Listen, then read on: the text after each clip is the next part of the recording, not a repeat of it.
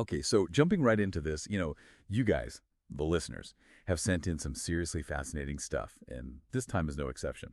We've got these excerpts, right, from this AI-generated podcast script, and get this, the title is Think Smart, Speak Fluent, Mastering the Art of Intelligent, Effortless Communication.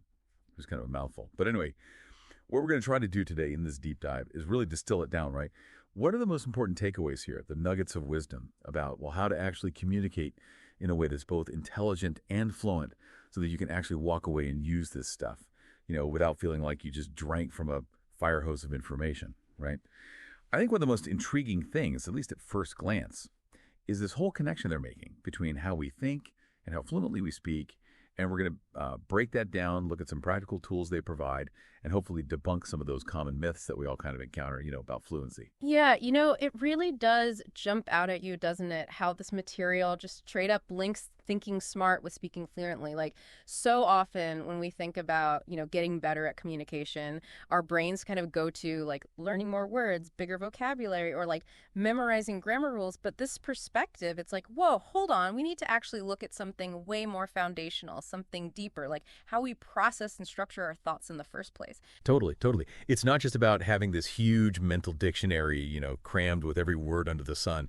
The script really hammers home this idea that, like, people who are really effective communicators, the smart thinkers as they call them, they approach it totally differently. They're able to process information like super fast, think of these whole ideas, not just these strings of individual words, and they break down complex stuff into these like simpler, more digestible chunks. And then on top of that, the way they actually speak, it's driven by like an underlying mental structure, not just pulling out memorized phrases, which I don't know about you, but that's like mind-blowing to me.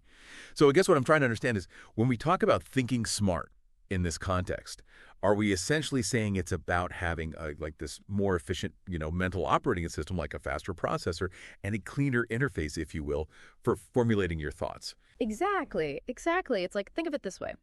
Our working memory, the part of our brains that's actively juggling information and stuff, it has like a pretty limited capacity, right? So if you're trying to construct a sentence word by word, constantly searching for that next word, it's like overload, system crash.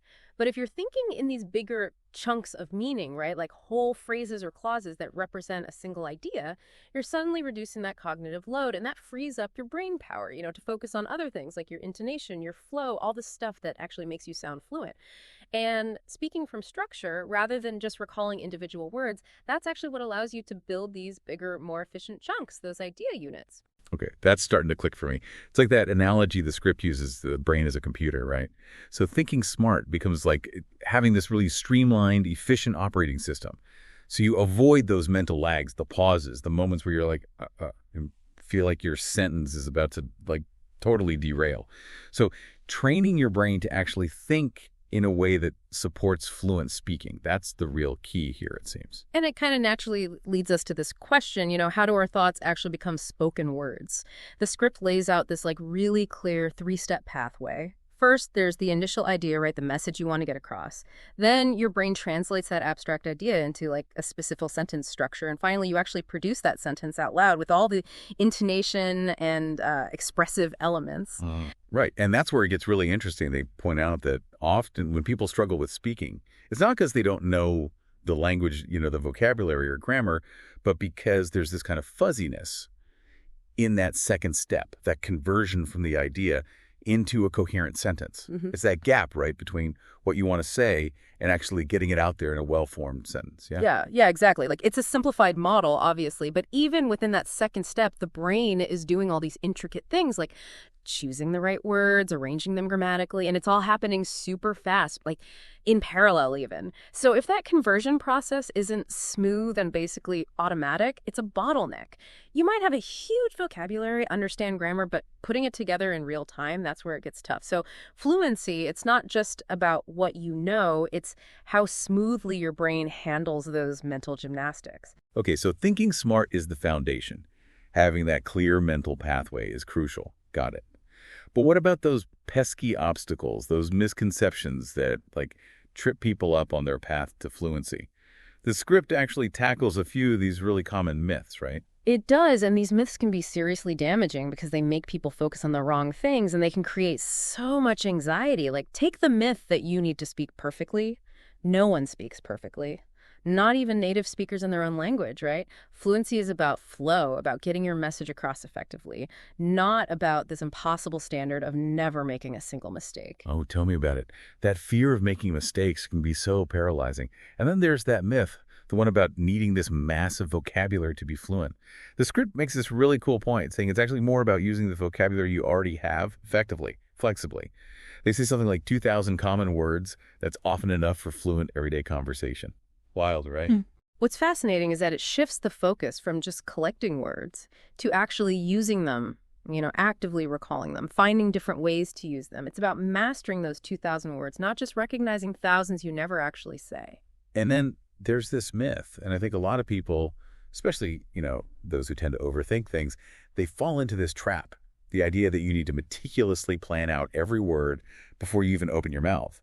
The script totally challenges this, saying fluent speakers actually structure their thoughts in real time, like as they're speaking, not freezing up beforehand to pre-calculate every little detail. Yeah, it highlights how dynamic spoken language really is. We're not reciting memorized scripts in most conversations. We're actively constructing our thoughts and our language at the same time.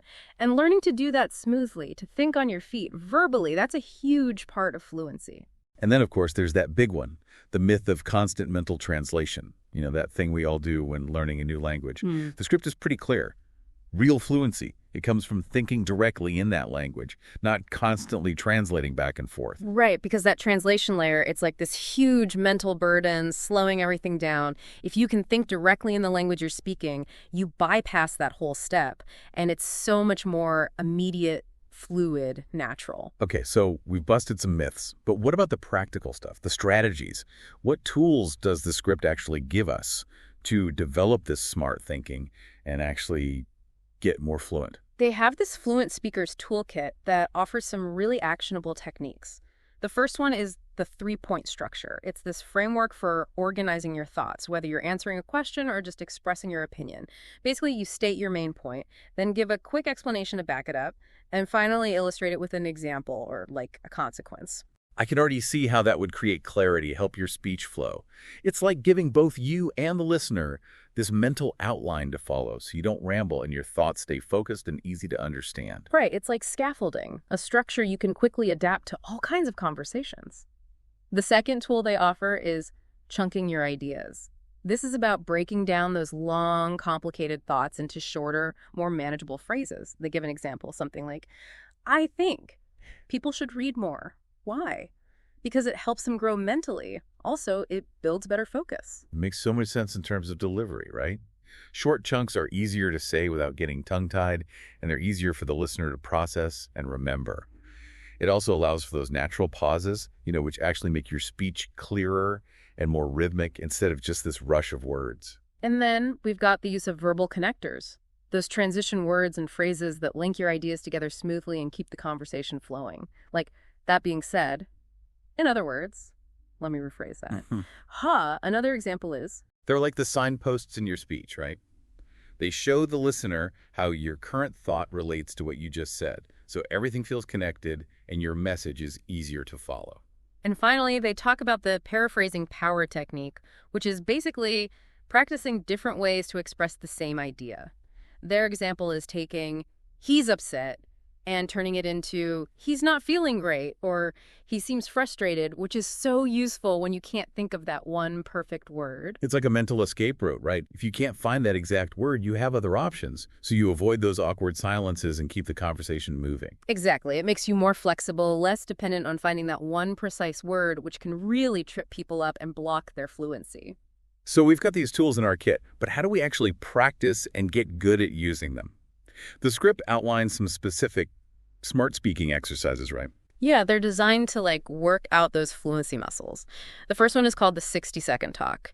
You pick any topic, set a timer for a minute, and just talk nonstop, no correcting yourself, just keep going. And the goal isn't to be perfect, it's purely about maintaining that flow for the entire minute. I gotta say, the thought of speaking for a whole minute without stopping, That's a bit intimidating. I'm sure a lot of people would feel that pressure. So what's the key to pushing past that initial discomfort? That's such a good point. The discomfort is normal, but the key here is to embrace imperfection. Think of it like a mental warm-up, a jog for your speaking brain. Quantity over quality at this stage. It helps you build that confidence, knowing you can keep talking even if you stumble a bit. Absolutely. It's about building that automaticity, getting comfortable with just speaking continuously. The second drill is describe and expand. You start with a super simple statement, like, I saw a bird, and then you gradually add more details, where you saw it, what it looked like, what it was doing, how it made you feel. It's a great way to practice storytelling, to learn how to take a basic idea and really flesh it out with language. I like that it encourages you to not just state a fact, but to explore it, add layers, and really paint a picture with your words. And the third drill is thought narration. Basically, throughout your day, you consciously describe your actions out loud in the language you're trying to learn. So you'd say things like, I'm making a cup of tea, now I'm opening my laptop, I'm starting to write a message. The idea is that over time, this trains your brain to just automatically think in that language so you don't have to translate as much. That seems like a really practical way to weave language learning into your daily routine. It's like creating this ongoing internal monologue, but speaking it aloud. Exactly. You're making the language more present in your thinking, which is huge for fluency. And that takes us to the next big point, this idea of achieving fluency through thinking in English or whatever language you're learning. The script is really adamant about this, that shifting your thinking is a total game changer for fluency. The moment you start thinking directly in the language without translating everything, speaking becomes so much more natural, less effortful. Like taking out that middleman, the translator, right? It streamlines the whole communication process. And they give a bunch of tips for how to actually cultivate this thinking in English. Having self-talk in English, labeling things around you in English, watching short videos and summarizing them in English, even asking yourself simple questions and answering them out loud in English, and starting small, with simple thoughts and building up from there. That seems key to avoid getting overwhelmed. Totally. It's a gradual process, but it's like you're rewiring your brain, your linguistic landscape. And to make it stick, to make it effective, they recommend creating this daily routine, a fluent mind routine. Right. Consistency is key, like with any skill. They suggest dedicating about 20 to 25 minutes a day, broken down into these 5-minute chunks, speaking your thoughts out loud, talking about a memory or a plan, practicing paraphrasing, recording yourself speaking, and then listening back and doing shadowing, where you listen to someone speaking and try to mimic them in real time from YouTube or podcast or something. It's nice that they break it down into these bite-sized pieces so it doesn't feel overwhelming. You don't need hours and hours, just these short focused bursts. And over time, that's where you see the real progress. It makes fluency feel so much more attainable, right? It's not this huge mountain to climb, just these small daily steps. And the whole point of this practice, of course, is to be able to use these techniques in actual conversations, right? The script gives some good advice on how to bridge that gap. Yeah, they say to focus on getting your ideas across clearly rather than obsessing over perfect grammar, which goes back to that whole myth-busting thing. They also emphasize using those chunking and transition phrases we talked about to structure your speech on the fly. And they make a really important point about pauses, that they're not a bad thing. They can actually be helpful. They give you a chance to gather your thoughts, rephrase if you need to, and then continue speaking more clearly. That's a good reminder about pauses because people often feel like they need to fill every silence immediately. But a well-placed pause can give you that time to mentally regroup and make sure what you say next makes sense. And as the script reminds us, in most conversations, people are way more interested in what you're saying than whether your grammar is absolutely perfect. So the big takeaway, the core message of this whole deep dive, it seems like fluency isn't about being a linguistic genius. It's not about knowing every word in the dictionary. It's about how you think, how you structure your thoughts, and about practicing consistently, using the tools they provide, and letting go of that need to be perfect. Yeah, it's about developing that mental agility, that confidence to just express yourself, even if you don't have the perfect word or grammar at your fingertips. It's about focusing on flow, on getting your message across. This has been such a thought-provoking deep dive, I gotta say. It really highlights how fluency is so much more about thinking smart, about those mental strategies, than just rote memorization. What's really cool is how connected our thinking processes are to our ability to express ourselves verbally. It's a great reminder that getting better at communication, it's not just about language, it's about training your mind to process and structure your thoughts in a more efficient and effective way. Or for you, the listener, we really hope this deep dive has given you some practical takeaways, things you can use right away, and maybe even a new perspective on what fluency really is. And as you go about your day, think about this. How might using that three-point structure we talked about, main idea, explanation, example, how might that instantly make your next conversation clearer, make you feel more confident? Whether it's a presentation, a meeting at work, or just chatting with a friend, it's a simple but powerful tool that can really change the way you communicate.